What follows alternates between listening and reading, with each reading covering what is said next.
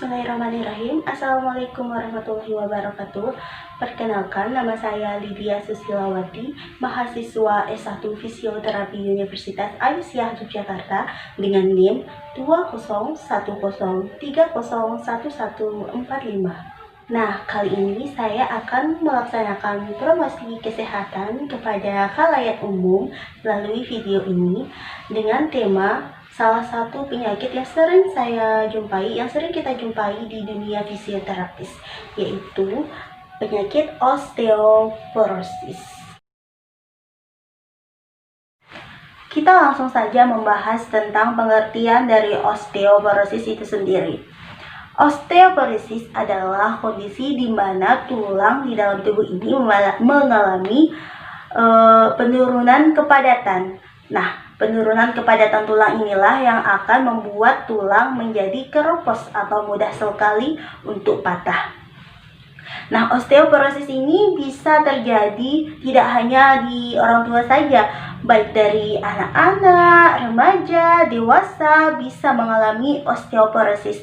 Tetapi pada kasus yang sering ditemukan itu, osteoporosis sering terjadi di wanita yang sudah mengalami atau yang akan mendekati atau mengalami menopause, yaitu di mana kondisi menopause ini membuat kondisi di mana hormon estrogen yang ada di dalam tubuh itu berkurang, sedangkan hormon estrogen ini itu sangat penting, sangat dibutuhkan tubuh, terutama tulang, untuk menjaga kepadatan tulang. Nah, selanjutnya kita masuk ke penyebab dan faktor risiko terjadinya osteoporosis. Nah, yang pertama kita ke penyebab dari osteoporosis itu sendiri. Nah, osteoporosis itu terjadi apabila kemampuan tubuh untuk melakukan regenerasi terhadap tulang itu menurun. Nah, itu akan berdampak pada tulang akan mengalami penurunan kepadatan atau tulang akan berkelopos atau mudah sekali patah. Nah, berkurangnya regenerasi tubuh untuk memadatkan tulang ini tuh terjadi biasanya ketika usia lebih dari 35 tahun. Jadi faktor risiko terkena osteoporosis itu yang pertama adalah karena faktor usia. Selain faktor usia, faktor-faktor yang mempengaruhi osteoporosis adalah yang pertama, berjenis kelamin perempuan. Terlebih lagi apabila sudah memasuki masa menopause. Kemudian yang kedua adalah memiliki keluarga dengan riwayat penyakit osteoporosis. Yang ketiga adalah apabila kita kekurangan vitamin D atau kalsium. Yang keempat adalah apabila kita memiliki penyakit hormonal seperti penyakit Crohn atau penyakit malabsorpsi. Kemudian yang kelima adalah apabila kita kecanduan merokok, dan yang keenam adalah apabila kita kecanduan terhadap minuman keras atau alkohol. Nah, selanjutnya, bagaimana sih pencegahan penyakit osteoporosis itu sendiri?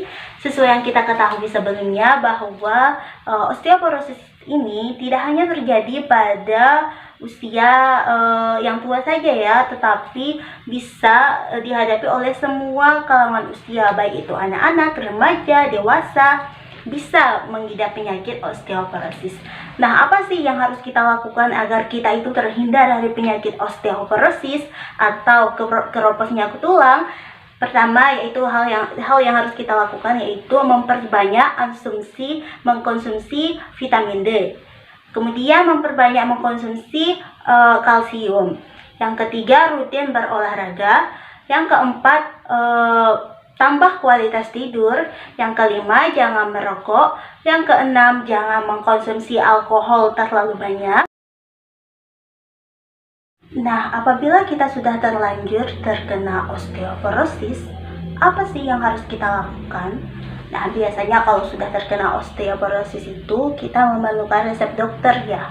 Nah, biasanya dokter itu memberikan beberapa pengobatan seperti kayak memberikan bisfosfonat, kemudian antibodi monoklonal, atau bahkan sampai ke terapi hormon.